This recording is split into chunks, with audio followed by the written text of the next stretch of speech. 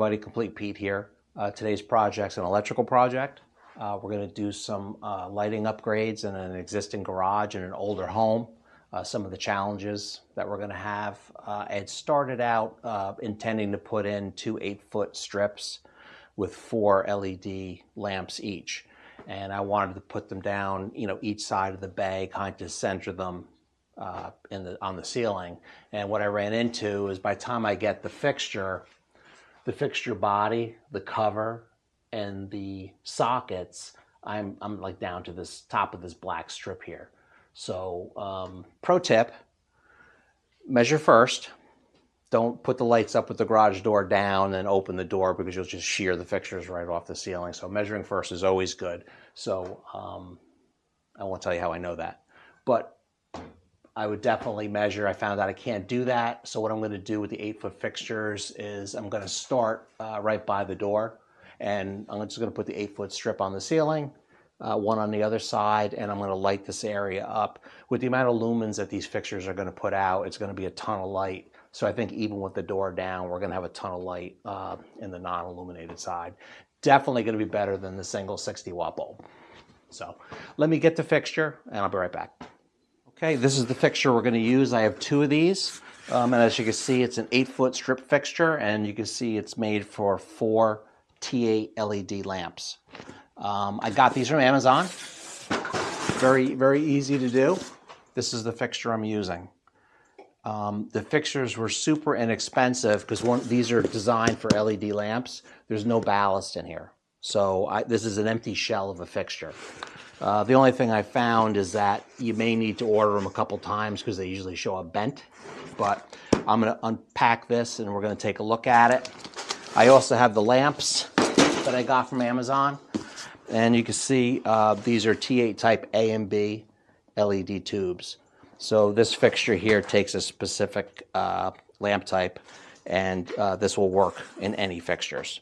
So let me get everything unpacked. Be right back. Okay, this is the fixture taken out of the box. You can see it's just a fluorescent strip fixture. Not much to it. Pretty lightweight. Like I said, it's an empty shell. Came with some instructions. I do look at the instructions, believe it or not, on occasion. Okay, so this is going to tell us how it needs to be wired. It's going to tell us everything about it. It's going to tell us that we need to use a T8 type B double-end powered LED tubes. The ones I have are universal, so they're A and B, so they'll work. This is kind of interesting, though, like parts included. Instructions always show you parts included. This one tells you stuff that might be needed, or as I call it, 15 ways to fail before you even start your project. So maybe with things like this, check the instructions first to make sure you have everything. So let's open this thing up and see what we can see. These are just little quarter turns. Comes right up, pulls right out. Same thing here, just a little quarter turn. Pulls right out. It already has the brackets in there. We have a couple of wire nuts. We have some plastic anchors in here. This is the ground conductor that we're going to hook to the power supply that we're going to bring into the fixture. These are all of our sockets and the end caps for the fixture. So the fixtures do come bent on occasion. This is the good one. So I'm just going to kind of bend that in. It's just the way it is. The metal is so thin you can easily push it back with your finger. And as long as you can get the covers on, we're good. So it comes with sockets. End caps. These sockets, these are for the ends. So remember the tubes it's a hot and a neutral coming into the fixture for 120 volt. Power goes to one end of the tube, the neutral goes to the other end of the tube. So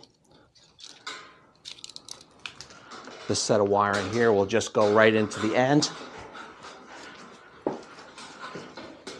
So they just go underneath, up through the opening,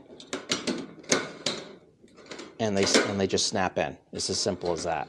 Just watch your fingers. The metal might be a little sharp.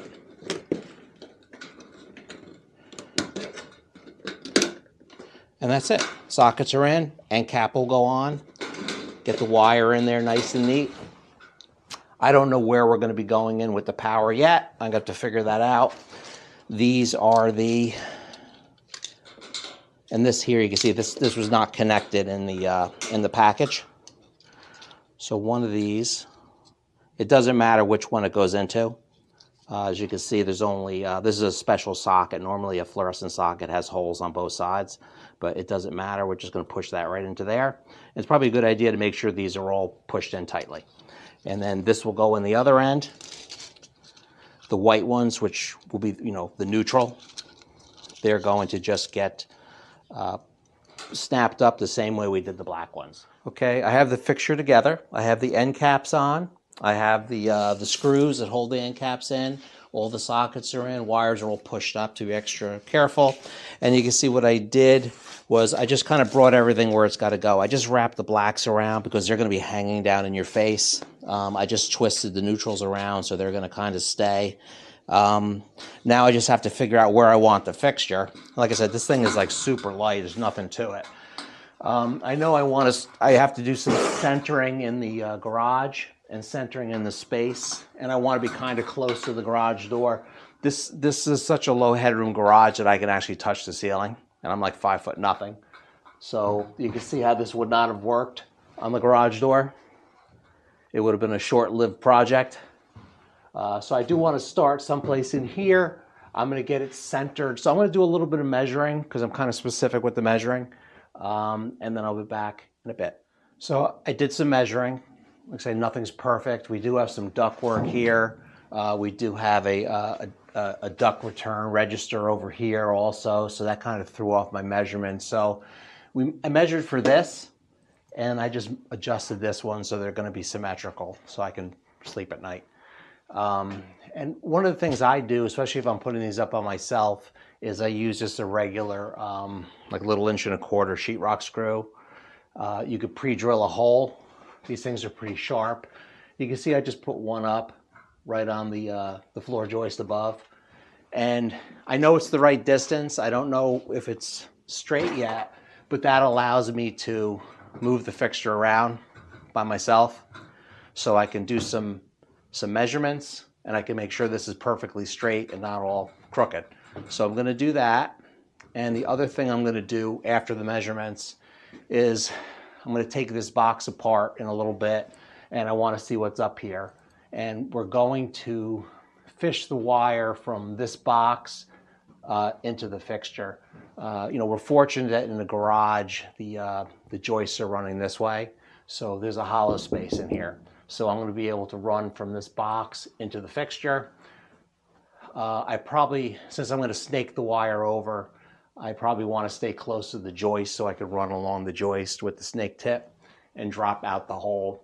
And I'm just going to mark the inside of my fixture here where my knockout's going to be. And I'll show you how I make a knockout in the fixture. Okay, so I'm curious what's up inside the fixture here. This is an older house, and it's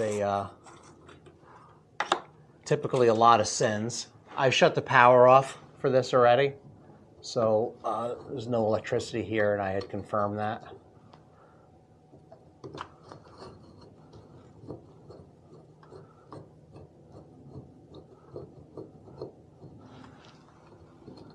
These wires probably haven't seen the light of day in 50 years.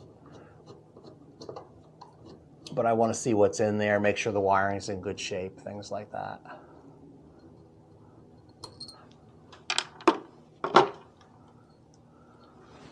Okay, well that looks pretty good. Wiring's in good shape. I don't see anything that's crunchy. What you will see in this box is a black and white wire connected together. Please don't panic. That is a switch leg. There is a section in the code that allows you to put a white wire and a black wire together. So all this is the power came into this box first, then they ran to a light switch, and then they came back and they're going right to the light fixture. So it's this is accepted by code. So if you are taking this apart, I won't be taking this apart because I don't need to, but if you are taking that apart, then you do want to just make sure that you put some tape around it Just put a little bit of electrical tape around it so you remember that that black and white go together. I've had a ton of service calls where people have tried to do some projects on their own, which I encourage, but they forget that that was like that, and then they end up putting white to white, black to black. Or a well-meaning friend will say white's always to white and black is always to black, and it's not. So keep track of your wires. Looking a little farther into the box, what I did find out is it is fed with a BX cable. You can see the armored cable right up there in the connector. So this box is set up for BX. The cable goes through. These are like anti-short kind of bushings that are in the clamp. This part of the clamp squeezes it. And I think I could probably just drop this out of here quick so you can see. And drop, I mean drop. You can kind of see the hole right there, that there used to be a BX cable in there at one time, and somebody probably pulled it out or just reused an old box. This is nailed up to the joist, so I can't get this out easily. I've seen a lot of jobs where people just stuck the Romex through. There's a garage door opener. I don't want any kind of weird vibration cutting into that cable in the future. So I really don't have a way out of this box. The only knockouts here against the wood. So I'm kind of stuck. What I'm going to do, however, is use an extension box, and I'm going to mount an extension box on this box, and then I'm going to come out the sides, and I'm going to run the Romex on the surface of the ceiling. Not my first choice. I had planned just to come out of, take out the knockout out of the box. Do a knockout inside the fixture. It's a short distance, and I had just planned to just, snake over to the fixture through the void and drop right inside, but that's not going to work because the homeowner doesn't want to remove this box. So we're just going to stick with the code and just do an extension box, and you're just going to see a little bit of Romex cable strapped up, and that's perfectly okay with him. Something I did want to mention is sometimes you do have a box up in the ceiling, flush mounted in the ceiling, and you have the knockout in it. So something you can do, and that's why I brought this extension box originally, thinking I was going to need more cubic inches of space inside the box. Sometimes if you have the recessed box, you have the knockout, you could just knock out the knockout, and then this is looking inside the box. You see the hole. So there's no way to get a connector on the outside of the box. So something you can do, but you're going to want to use a box extension because you don't want to take up too much space inside the box that's in the ceiling. I'm just going to use my Romex ripper.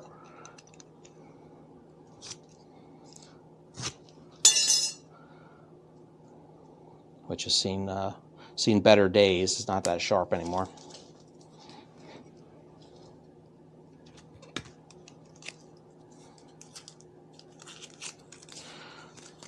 Bear with me 1 second. Should have pre-stripped this for you. So a typical Romex connector is going to look like that. So, it goes in from the outside of the box, you tighten up the lock nut, and then the screws are on the outside of the box. That's never going to work with a recessed box. So something you can do is if the box is recessed in the ceiling and you fish the wires through the box, you could take a plastic connector. And then with the plastic connector, this little piece just comes right off of there. You put it on backwards. So normally the connector would be on this way, and it would snap into the box. I'm going to put it into the box, put the connector on backwards, put my little clamp in there. The little clamp just gets squeezed down with a pair of pump pliers, and that's it.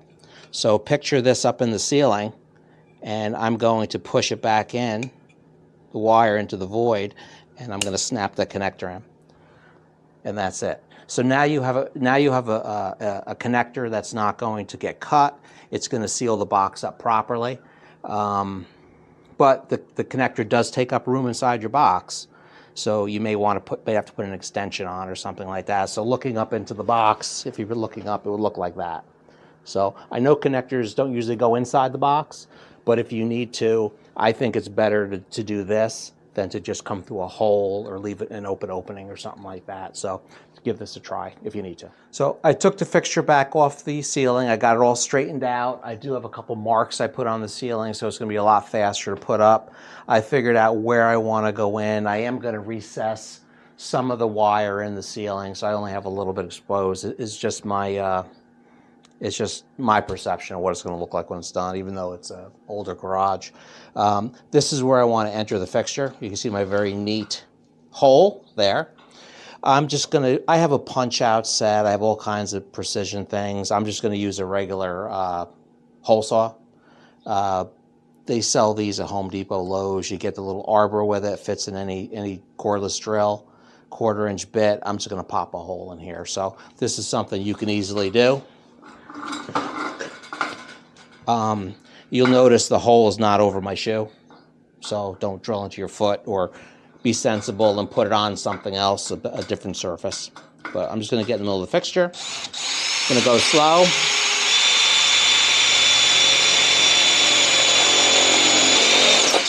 So there's a 1/4-inch bit on the end. You don't want to keep going until you ram the teeth in. That's how you break teeth off. So you see I pulled back as the 1/4-inch bit broke through. And that's the guide for the hole saw. If you don't have that bit, the hole saw will be all over the place.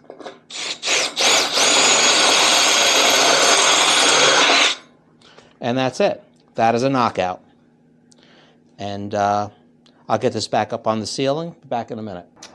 Okay, what I've done now is I've run the Romex cable from the extension box I installed over to the fixture. I decided I didn't want to really see the wire, so I had to have a little compromise. And all I did was fish it over. When I say fish it over, since I chose to kind of make my knockout close to the rafter or the floor joist, I just pushed the Romex over and it just actually came right out the hole. And I kind of prefer the way it looks. So we're going to do that. This is the fixture mounted back up onto the ceiling. One of the things I didn't show earlier, I guess kind of like a pro tip thing. Once you get the fixture, you get that one screw in the middle so you can adjust where the fixture is going to go. I marked where I wanted my knockout to be earlier. You saw that earlier in the film. You can also drive a screw through that, which will go right into the sheetrock. So you're not only marking where your knockout's going to be, you're also marking the sheetrock, so you don't have to put the fixture back up to mark it to then cut the hole in the sheetrock. So that's a little bit of a time saver for you. So fixture's up, wires are in. Now it's time to start making the terminations. I'm just going to jump up there and start that. So one of the things I like to do is I always start with the ground first. It's just old habit. So I have a ground wire up here that's already screwed into the fixture. So that's already here. I just ran everything kind of over to my little central location here. So I have the ground from our Romex, which I'm just going to connect right to the ground here. Just make it a little shorter.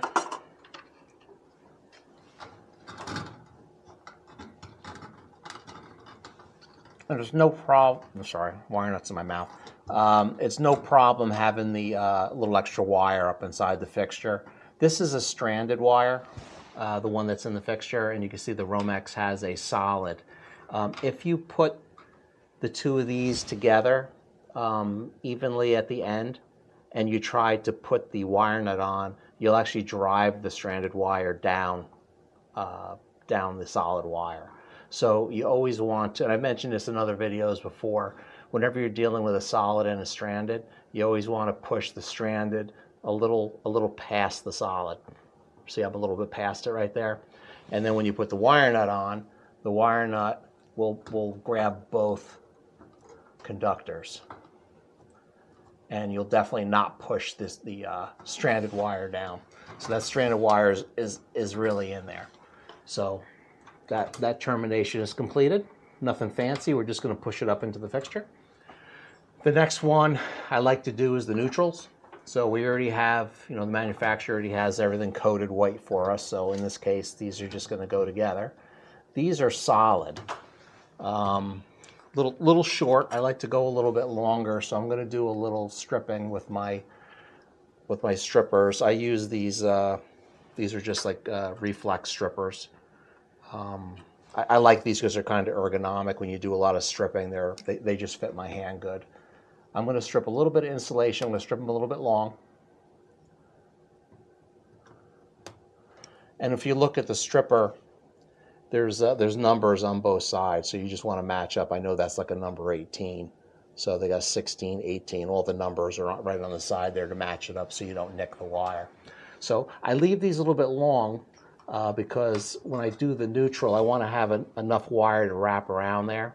And I know this is 14, so I'm going to cut that a little bit too. So we got that. Let me grab my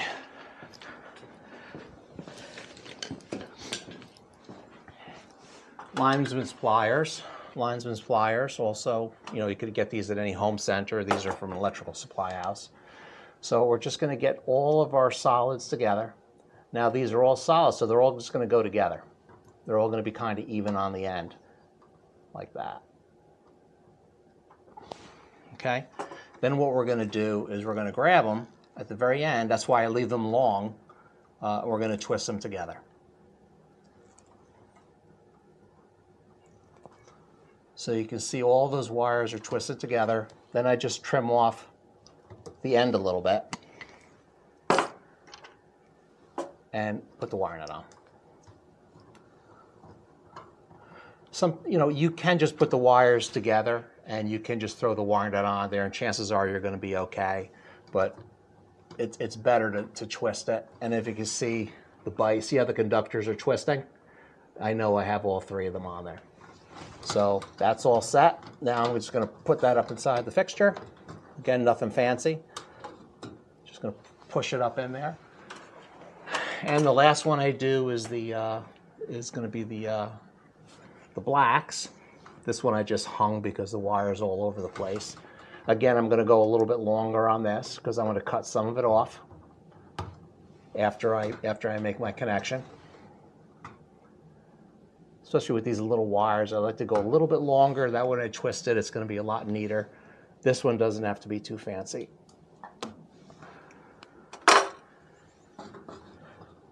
I was just using that slot as a holder. So I'm going to get these together.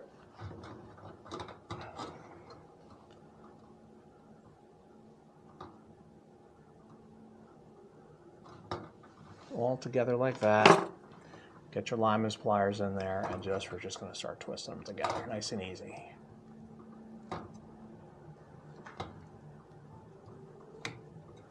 Okay, trim the end. Wire nut.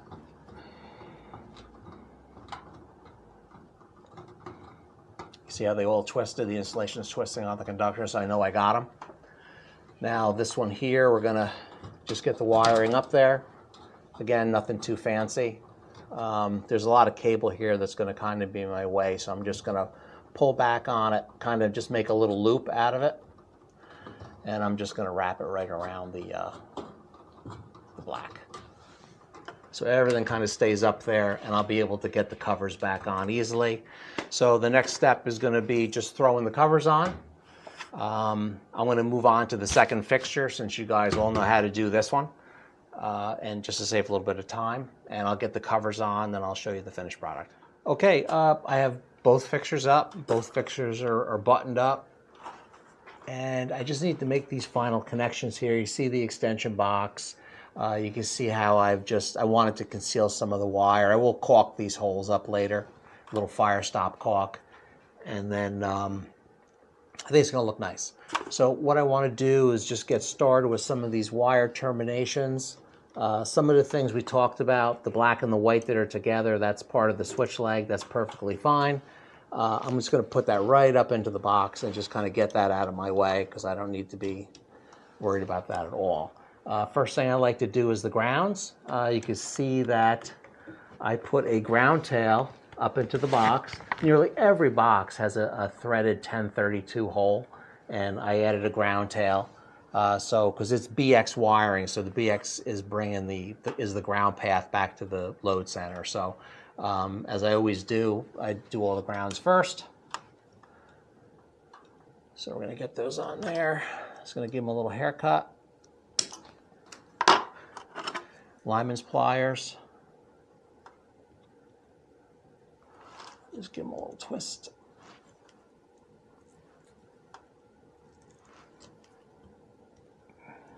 Okay. A little haircut again.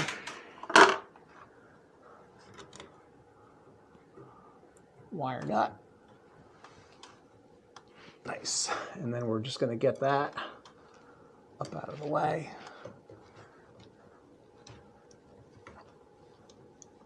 And we'll just kind of push up I push them up towards the back, and I just roll everything around so you don't have to pinch things in there. And we're just going to get that right up inside the box, nice and neat. Okay, grounds are done. So these are the two conductors that used to be on the old porcelain light fixture. I'm just going to, I'm going to cut those off. What happens sometimes is when these are under a screw terminal, like these were, it puts a nick in the wire. So the screw is turning in the copper, and it can put a scratch or a cut, and this could break off. So I just want to do, I'm just going to cut this right off. They're a little shorter than I like, but I'd rather not take a chance with anything creating a problem. So I'll just be a little more careful when I make up the terminations. Okay.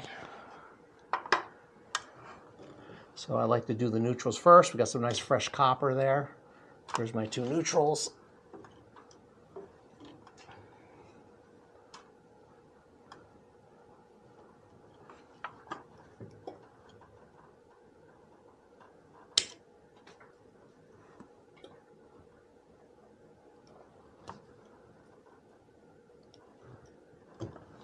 Alrighty. Same thing. Solid wire, so they're all gonna line up. Nothing special. Same procedure we've done hundreds of times.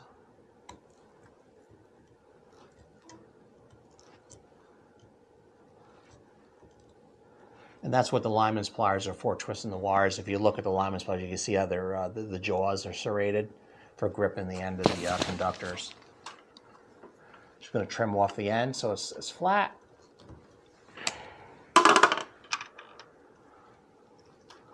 Add a wire nut on there. And that is done. And we'll just nicely fold that up, kind of rotate it, and just press it up into the box so nothing's pinched. Last but not least, power.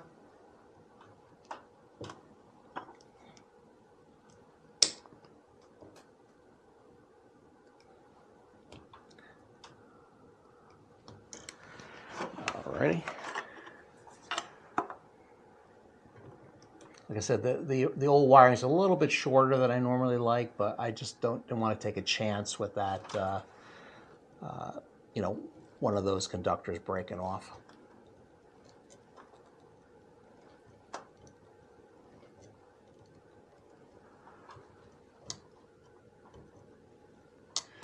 One thing you can do, this is enough wire for me to work with. It would have been great with the single box, but when I added the extra, you know, the extra extension box, it got even shorter. If you get jammed up, you can actually, you know, if it's long enough to work with out here, it's long enough to work with. But if it's really short, I would get myself a push connect lock nut. They sell them at Home Depot. It's an orange lock nut, and it has push connect terminations on it. So all you do is just stick that little orange wire nut right on there, and then put your extension piece down to where you could work on it a little easier. So they do sell those right in Home Depot and Lowe's, and it's a pressure wire connector. So that's a great way to go. I had enough wire here. I do have some of those connectors in my tool bag if I need them, because you always need to be ready for stuff like that. And we just got our wires up in the box, and that's it. Everything's up in there nice and neat. Put our cover on.